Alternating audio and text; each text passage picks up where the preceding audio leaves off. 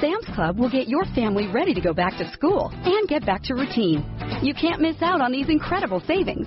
Organic bananas, 3 pounds for $1.98. Get an Honest Kids Organic Juice Variety Pack 40 count for $10.98. That's just 28 cents a piece. Shop and save in-club or online. Sam's Club gets your family back to school with healthy snacks. Join and save. Sam's Club. Life is better in the club. See club for details. Blog Talk Radio. Hello, everyone. It is Kay, and we have another exciting person for you to learn about. Danielle Russell has been an avid lover of film since the age of 15, when she was introduced to the art of filmmaking at a summer filmmaking workshop. She founded Filmmaker Society at her high school in order to inspire other students to make their own films. It was through this club that she wrote, produced, directed, and edited the short film Ready. Danielle received her BA in Media and Communication from the Caribbean Institute of Media and Communication, UWI Mona in Jamaica. Soon after, she began working as a producer for Reggae Entertainment Television flagship show Review. Danielle then went to accept a scholarship to attend Communication University of China, Beijing, where she graduated with a master's in fine arts and radio and TV, specializing in film. Danielle now lives in Kingston, Jamaica, pursuing her love of filmmaking. And my co-host today, Chris Daly, he will be doing the interview. So take it away, Chris. Thanks, Denise, and welcome, Danielle. How you doing? I'm fine. Thanks for having me. Wonderful. We want to get to know you a little before we get into your skill of filmmaking. Tell us a little about your family Jamaican root.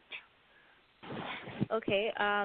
Well, I was born and raised in Jamaica. I was born in Kingston, which is the capital.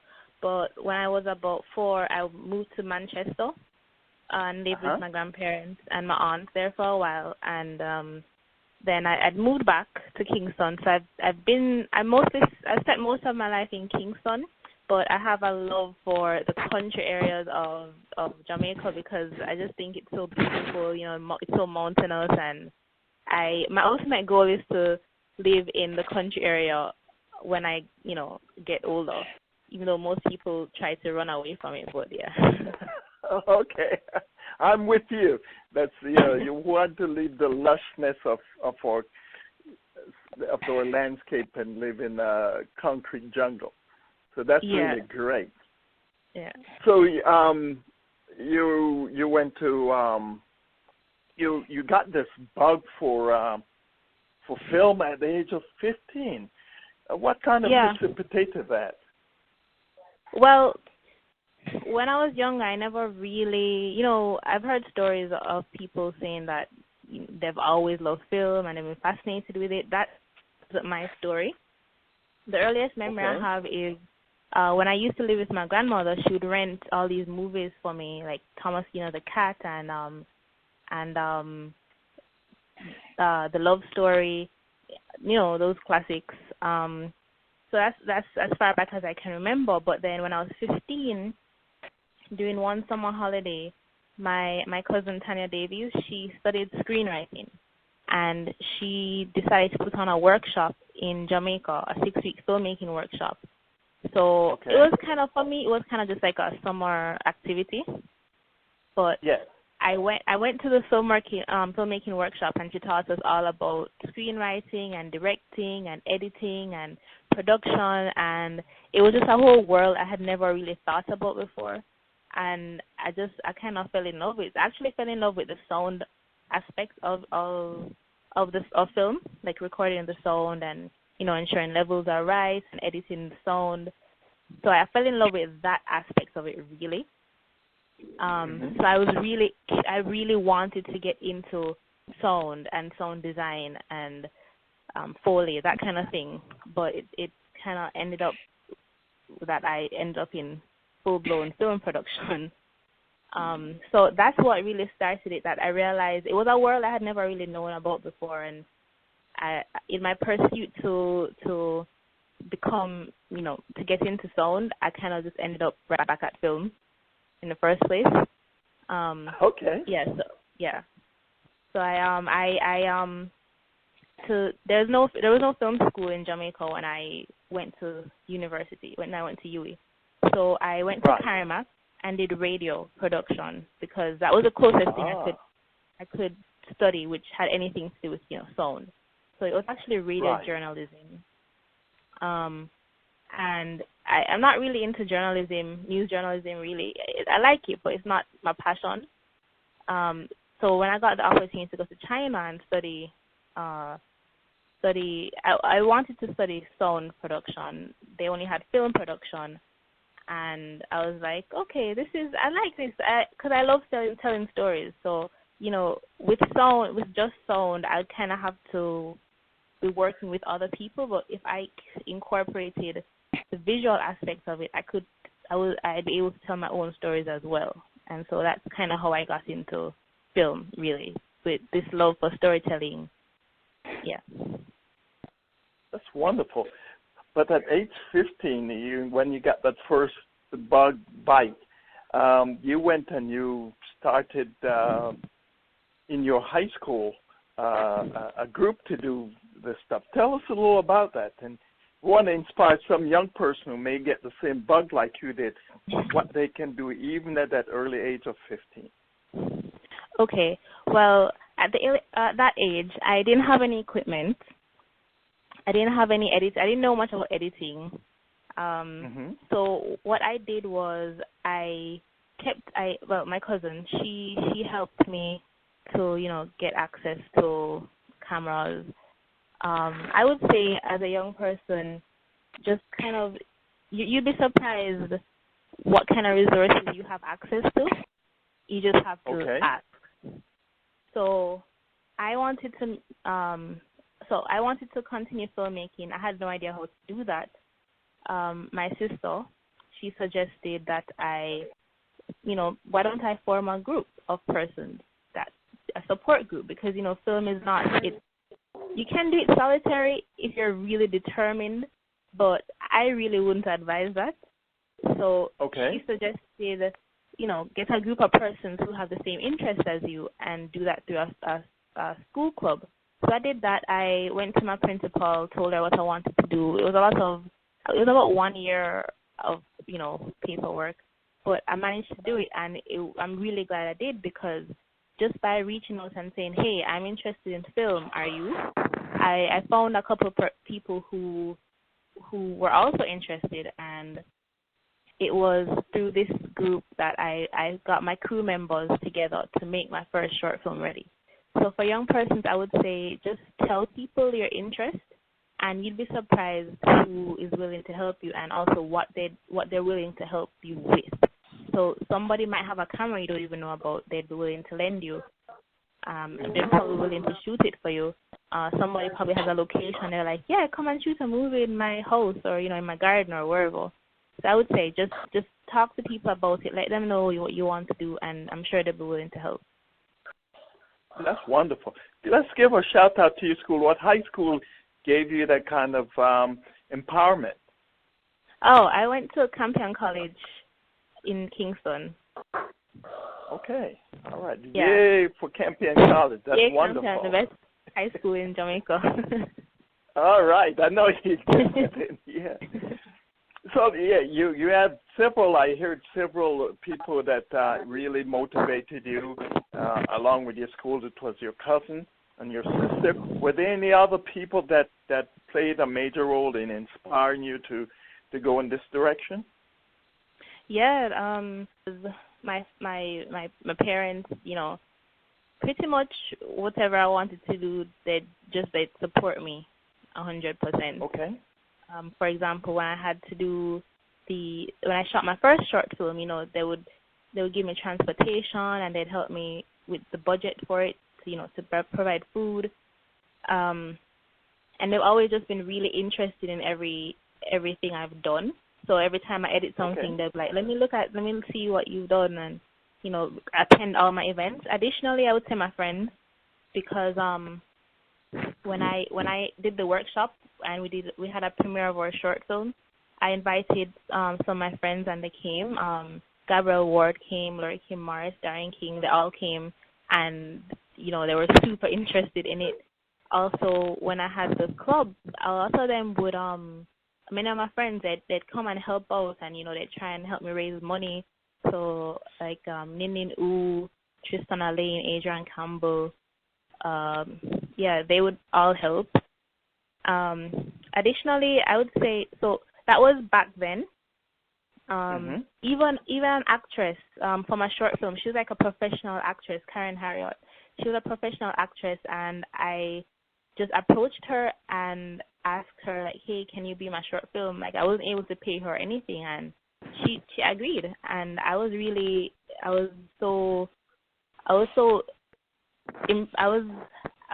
grateful for that, because I was a high school student and I wasn't able to pay her, and she just acted in our film.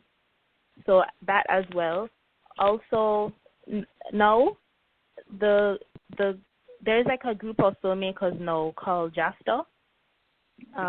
They're like the new film cohort, and also filmmakers who have been around for a while. They're very supportive, they're willing to like help you with your productions and kind of guide you. So they're also very supportive. The Ministry of Culture in Jamaica, they funded me recently to go to China to attend the first Caribbean Film Festival in China. So I mean, without their support, I would never have been able to go. So I think right now Jamaica is just really they're really supportive of the film industry, because I think there's the potential and what we can achieve from it. So all those people, like, without all that support, I probably would have like switched to a more traditional career, because filmmaking is it's difficult, and you need to have a strong support system to keep it in film. That's wonderful. So, for you to be a great film designer, the story is a major part of the possibility here. How do you go about developing your storyline, and is there any filmmakers that have influenced your style? Well, I'm a very observant person. I would say I'm an introvert, actually. So I observe a lot. So I will observe things, and then things won't make sense to me, and I'll start questioning it, and then I'll start forming stories around it. Alternatively, I will just be in a situation, and I'll just start envisioning a scene happening in that space, and then from that I will then build a story around it. So I kind of work from the specific to the general. So I'll find one thing that I'm interested in, and then form an entire story and an entire world around it. And in terms of people who have inspired me, I love Lars von Trier. He's very much into simplicity in his films. So many of his film Dog Tone, or is it Dog Bill? He just kind of uses like a theater set, and so there almost no props. There's no realism. Like, you're literally watching just actors on a stage, and I think that's so innovative. I also really like Hitchcock, because I think the way he does his stories, there's not a lot of action per se. I'm not really into a whole lot of action. I prefer simplicity in stories. Recently I watched a movie called Whiplash by Damien Chazelle. I really enjoy that because it's also a simple story, excellent use of music. Love it. So I'm filmmakers who like value simplicity. They have definitely inspired me a lot.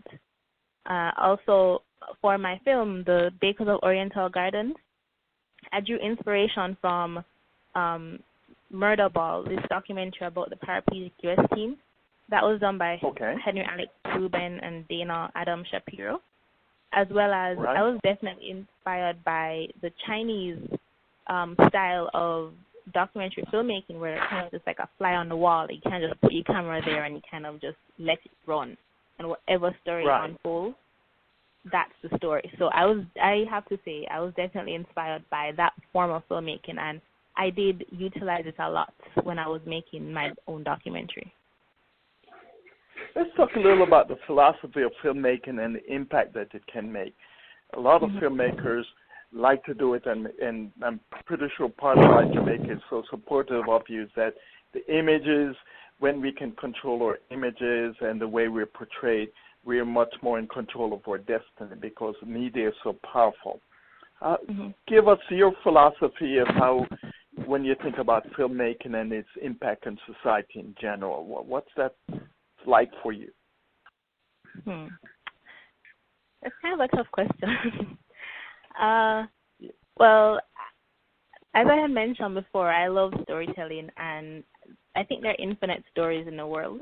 And people, like, life is just really about experiences, and, you know, because without experiences, there's nothing, like, life is just awful, I think.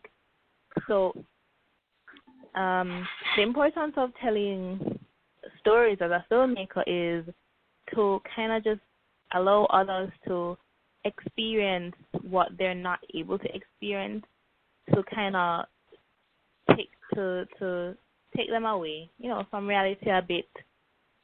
So to just kind of draw them into a world, to teach them things that they never would have. And I think when you watch films, you're better able to identify with those around you, whether or not, you know, you learn things, you know, and you learn how other people react to other things. You learn about their histories, their psychology. You learn all of that without, you know, someone saying, hey, I'm going to teach you this now.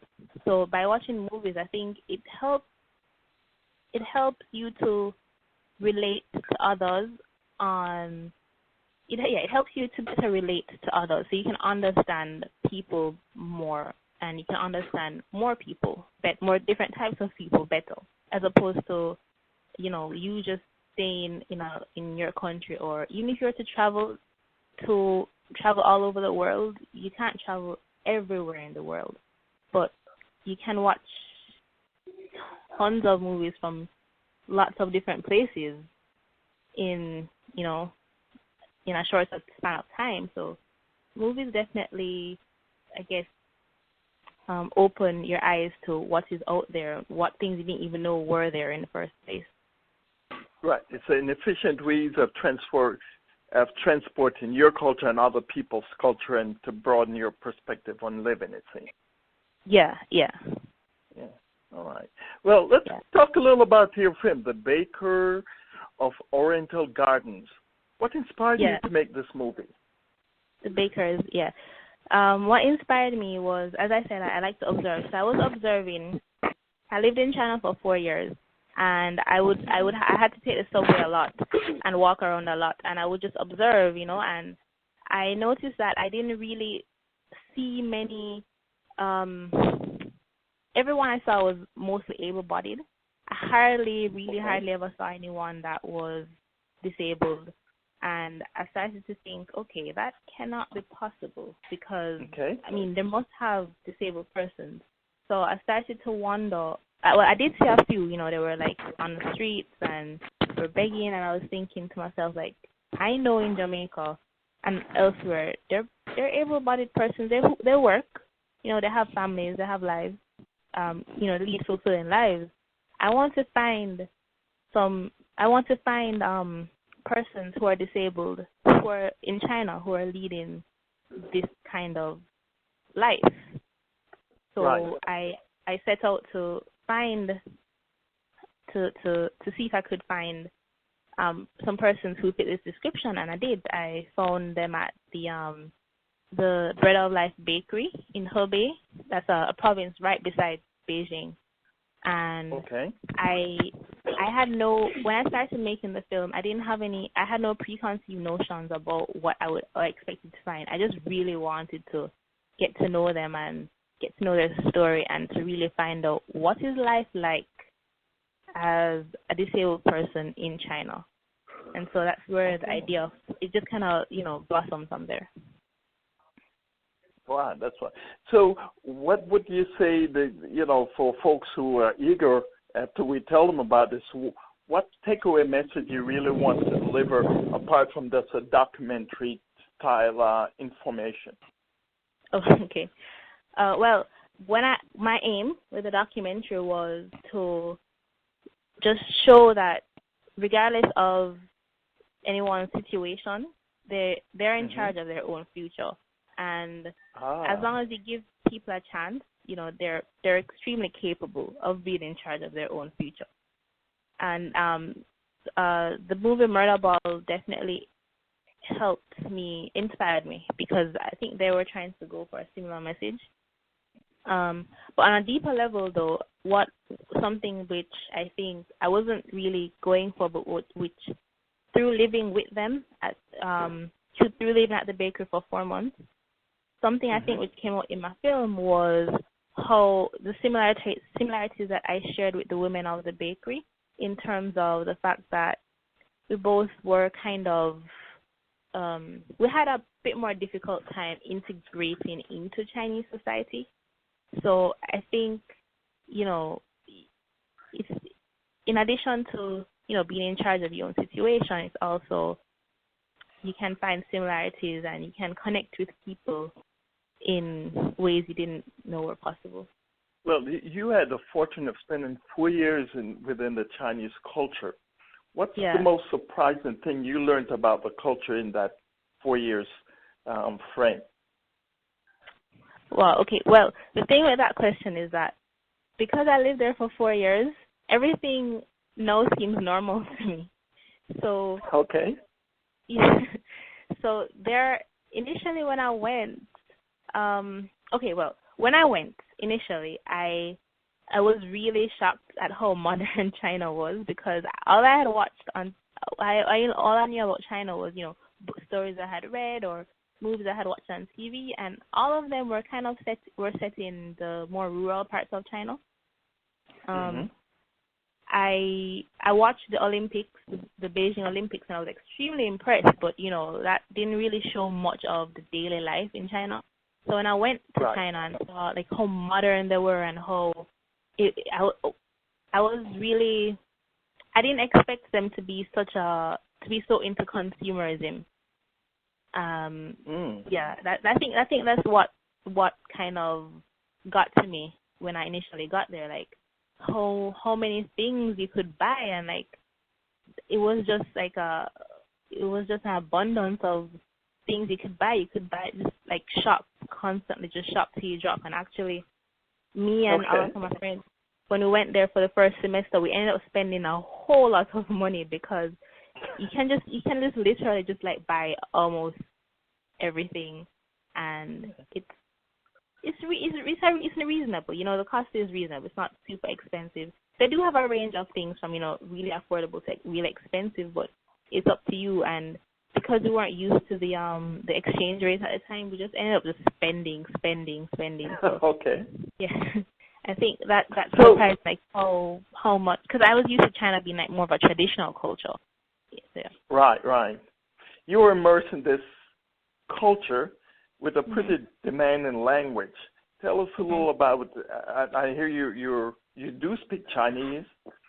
Tell us a little about that journey for you.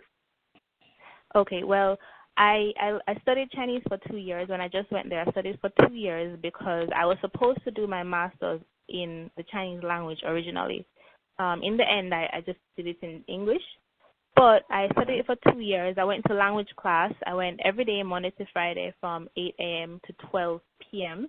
And then I would have to study. I would do additional studying for maybe between 2 and, if I was feeling extremely studious that day, maybe 2 to 5 hours each day, in addition to class time. And then in addition to that, I would, try and make an effort and go out and speak with people like at the market or anyone I met. So Chinese is one of those languages that you cannot just give a bare minimum, or else you will never learn anything. You have to really dedicate yourself to it through because it's so different. So when I started learning it, for the first 2 months, it was like I couldn't say anything, and I got extremely frustrated, and I was just like, why am I not learning this? I'm not learning it fast enough. And then one day, around after the 4-month mark, it just clicked, and I was just able to speak. So Chinese is it's one of those languages where I think you can get frustrated early on, but if you stick with it, it becomes a whole lot easier to learn because your brain gets used to the sentence structures and the characters and all of that. Wow! So you had to learn a language in a different culture, and then to make a film in that culture. That's a very tall task, and I'm very proud of you, Danielle, for doing that. Thank you. Well, what if you say the one thing you've learned, the number one thing you've learned from that experience, what would you say that would be? I would say that if you can make a film in a culture where you don't speak the language, or the language is completely different, you don't know many people, you have no family there, and the culture is so different, I think, and you come out alive and sane, then I would say you can do pretty much anything you want to. Even if you don't put your mind to it, you can still do it. That's what I would say I took away from that, because there were many, many days I was just like, I don't even know how I'm going to get through this day. There was, for example, there was a time when I didn't know the language well enough to even order food, and someone was trying to help me, and I was like, I want this particular dish, like I wanted a particular egg and chicken and rice dish, and they ordered it for me, and when I got it, it was a different dish, and I was like, this is not what I wanted. So I was like, I kind of got upset at them, and normally that's not me, so it does things to you that you just kind of have to, it really changes your personality, and if you can manage yourself in that situation, you're good to go for the rest of your life, I think. Right, you've gone through a fire and a baptism in fire and came out refined. So, this film, The Bakers of Oriental Gardens, if folks would like a copy of this fine work, how would they get a copy? Is it they could contact. Available? Well, right now I'm entering it into various film festivals right now. So it's not really for sale as yet. But they could always contact me if they really are interested. There's a trailer on YouTube for it. Okay. But they could always contact me and could work out some arrangements. But right now I'm just trying to really get it into the film festival circuit and see how that goes from there. And finally, Danielle, I want you to put on your crystal ball and let us get a scope of what you're going to do with this stuff into the future. What can we expect from you? Okay, well, I plan to become the best filmmaker I can ever become. So I love narrative films. So I'm working on a short film right now, actually. And I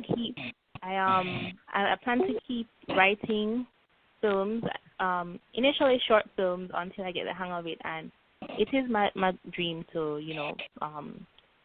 do a feature-length film one day. I'm also working on another documentary right now about art in Jamaica, so people can look out for that soon.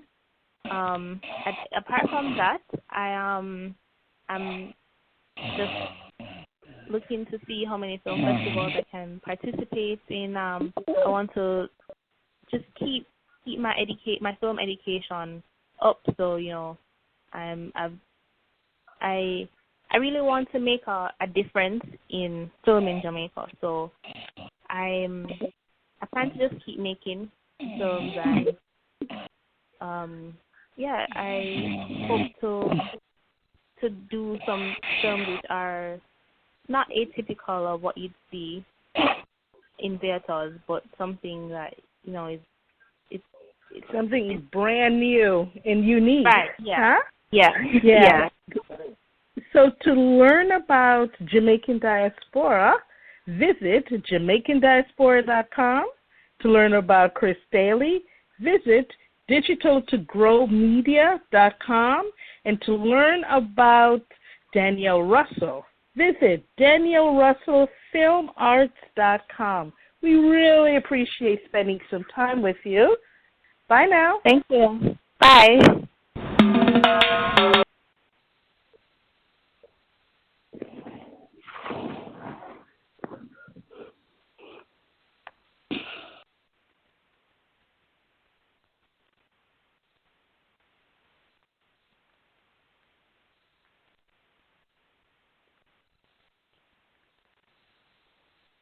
Look out in the street there. You know what you don't see? My car, because I had to sell it to pay the lawyer I hired when I got busted for drunk driving. You know what else you don't see?